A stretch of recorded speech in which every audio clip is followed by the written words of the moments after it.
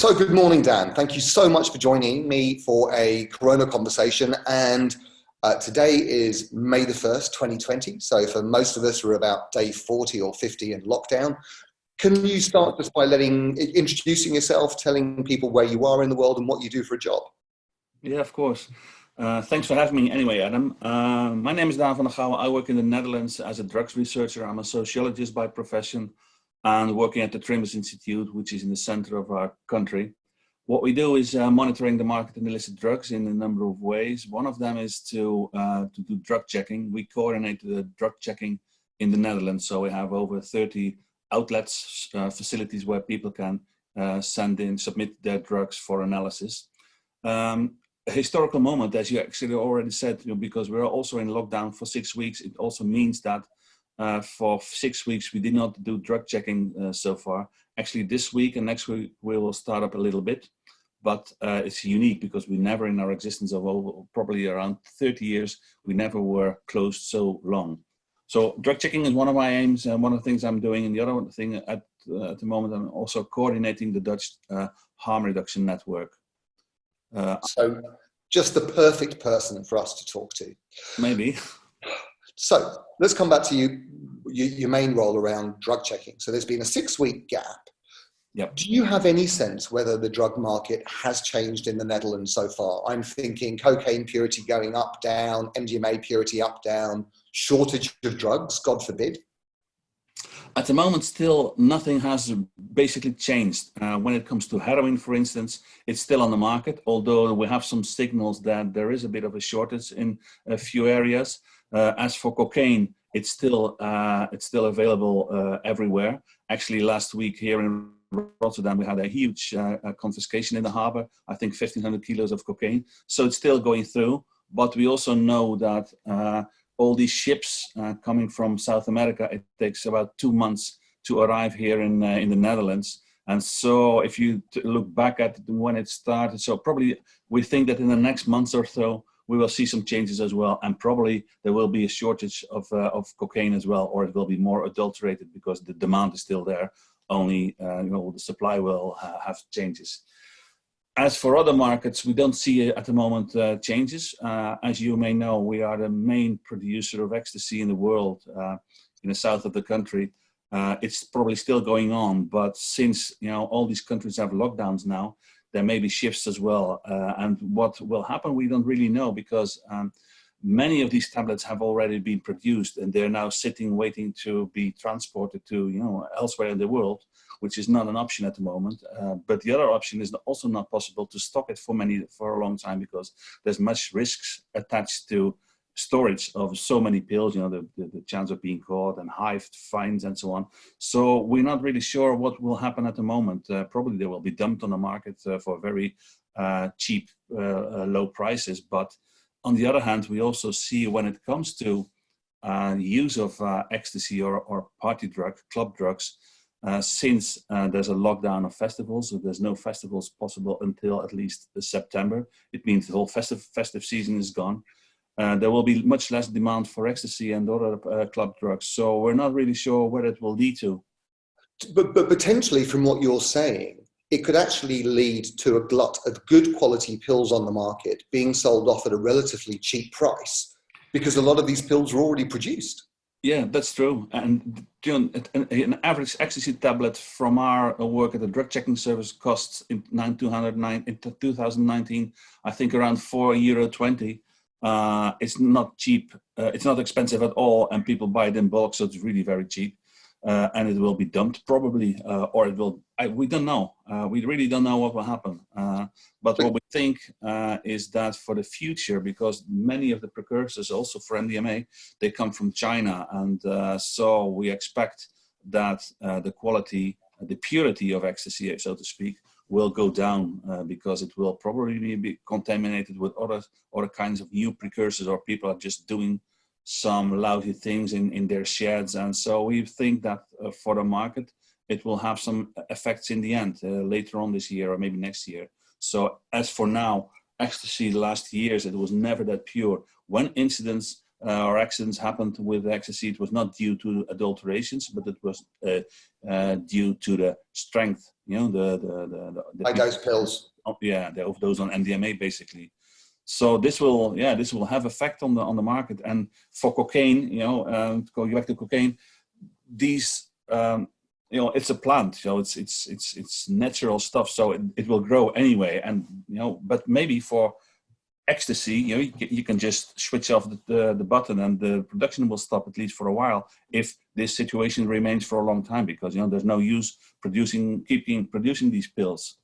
Interesting. So we might see a negative impact on the MDMA market, but it may actually come much later than perhaps people would envisage. Yeah, that's true. And I think what we're not sure, because we're not in contact with dealers of ecstasy, but I assume that parts will go online, and trying to sell ecstasy over there. But we don't know. We launch our global drug survey COVID special edition on May the 4th, and one of the things we'll be exploring is displacement to the darknet and to other drugs. So I think that's a likely outcome. Yeah. So I'd like to shift to your second role, which is coordinating harm reduction strategies. So the Netherlands has, a history of doing this so well. How have you improved the delivery of methadone and buprenorphine and injecting equipment and kept marginalized vulnerable groups safe during COVID? What happened was that basically May 16 or so this the third week of, not May, March, when everything was locked down, all these organizations with very good people who are very much involved in their work, they set up their own measures trying to remain the services vivid, but much more restricted. So as for methadone treatment, for instance, it still goes on. But you see that there's a change now from people turning up to the clinic every day or several times a week. Now the methadone is being delivered at the home. So, and also for a longer time, so maybe for 2, 3, 4 weeks, depending on the person. So it's being actually brought home by the doctors. It's being carried outside of the door. So they make an appointment. At 10, I will be at your doorstep. And so at 10, the doctor is at the doorstep. They deliver the methadone or buprenorphine just right in front of the door. Wait until the client opens the door, and then that's it. So there will be no physical examinations at the moment, but it goes on at a lower pace. As for heroin prescription, it also continues. But now, usually patients in treatment of heroin, they have to go to the clinic 2 or 3 times a day to get the diacetylmorphine. Now they have basically reduced it to 1 delivery of the methadone of heroin, and for the rest they are being compensated by methadone. And this seems to be working quite well at the moment. So no big issues there. Let me see, drug consumption rooms. They are also, not all are open, a few are closed, but most of them are still open, and they try to survive and to continue their services by applying those preventive measures, the 1.5 meter distance and so on.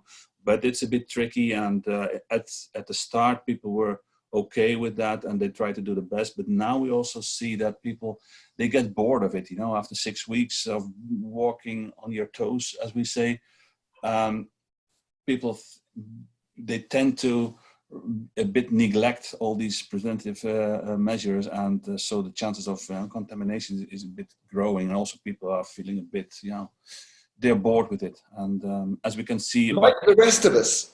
Yeah, that's true. I was just saying, if you look at the streets now, 6 weeks ago, it was empty everywhere. Now it looks like, nothing happens in some areas, and this is also happening in these facilities. So there is certainly a risk, and for some people it means also, when we go to shelters and day and night cares, in some places people are homeless users. They are being sent off into the streets for a whole day, where they are not allowed in existing shelters, and so they actually remain on the street.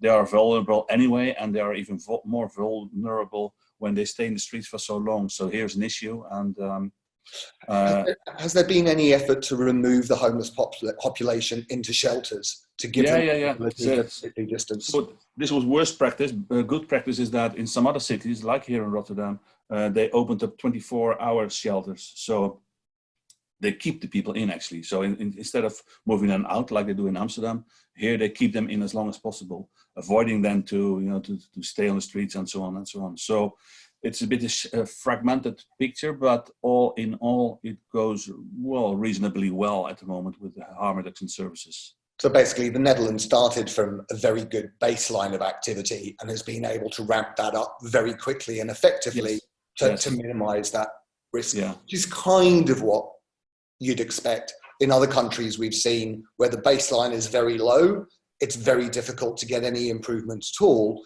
While in other areas, for example, in Dublin and Ireland, they went from a very low level of access to treatment to reducing a 12-week waiting list to 48 hours and took 1,000 people off the street. So the world has adapted differently. Yeah, that's true. But I think, I was really surprised when we did our first inventory by the end of March, that we saw that many of these institutions and facilities, they really had come up with very proper measures, and they all had the same idea. All the professionals, the staff working there, we should keep these services open for the people who need it. And this is up to date still the case. Of course, we have some bottlenecks here and there, but generally speaking, people will do still quite well. Most of the services are still open, and luckily we didn't have a massive outbreak of coronavirus in our population, in our target groups. So it's still moving reasonably well. So the final thing I want to ask you about is something that made the headlines around the world when the Dutch government went, we're going to close the coffee shops. Yeah, that it was really. I remember, my birthday was on Friday the 13th, and in that same weekend, the day before of April. No, it was in March. Right, sorry. March.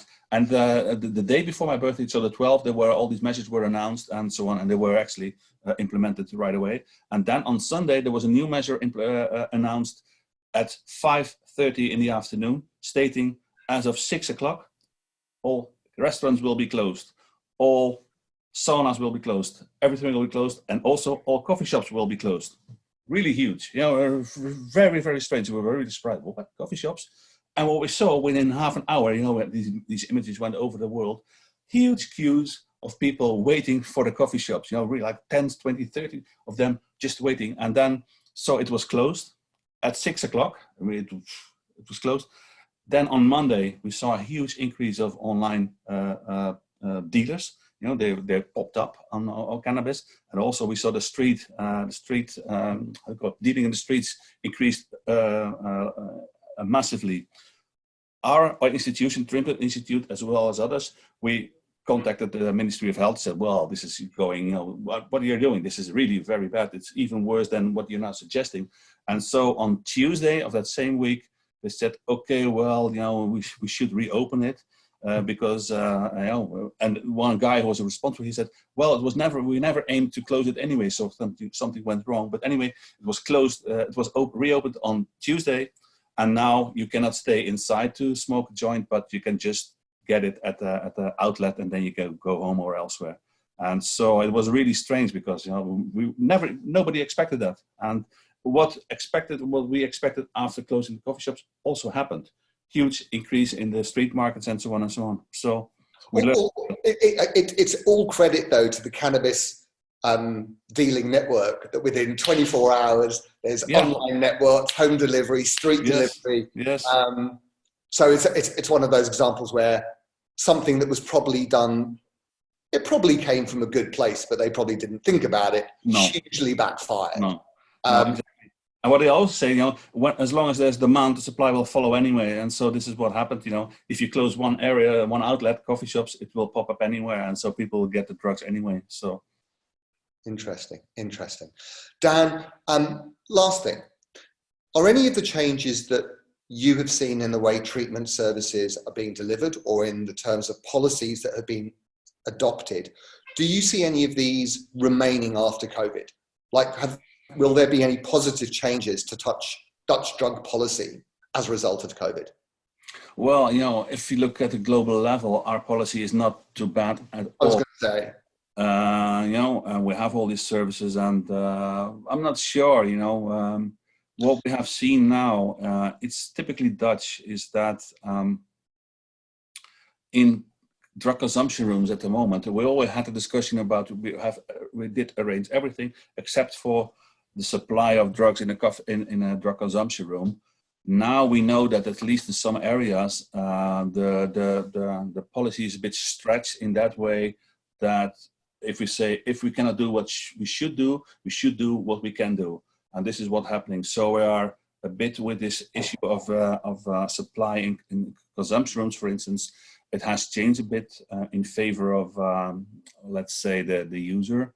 And maybe it's because the effects at the moment, they seem pretty well, and maybe this will remain afterwards. But it's, it's speaking from another planet for many people, because, most countries do not even have consumption rooms, let alone taking care of the supply within such rooms. Yeah, I think the answer to your question is we were doing a bloody good job to start with, and we've ramped up our services to deal with this crisis. And when the crisis goes, we'll continue delivering really good services focused on pragmatic harm reduction that protects our population. Very good summary.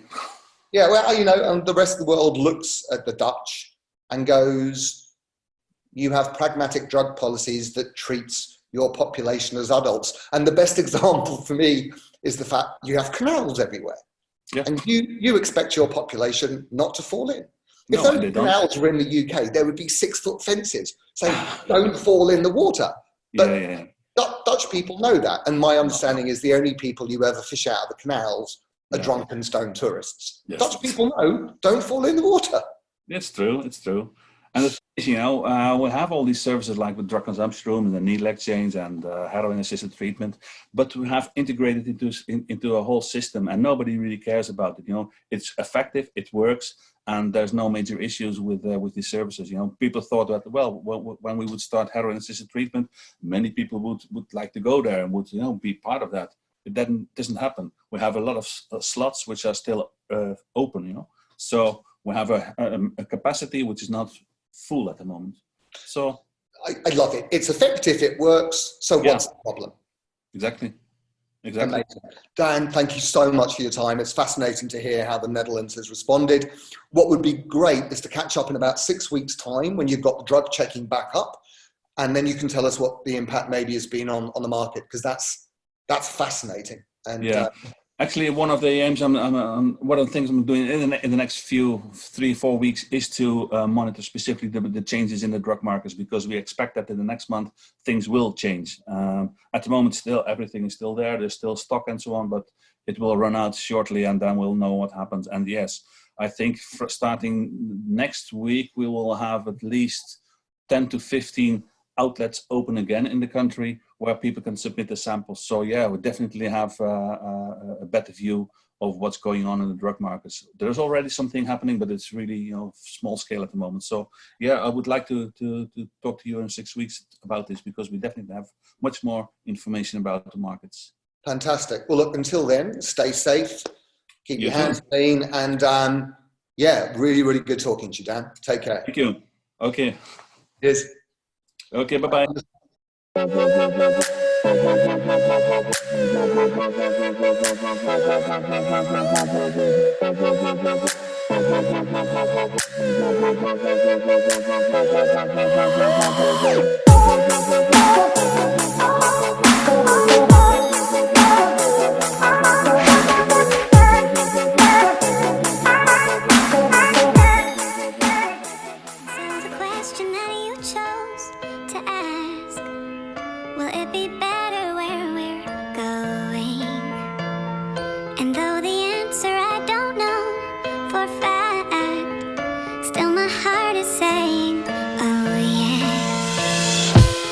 Just taking it one day at a time. Still don't know what I'm trying to find.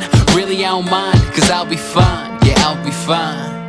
Yeah, no longer focused on yesterday, and I don't care, the rest will say whatever they want. What's left to say? What's left to say?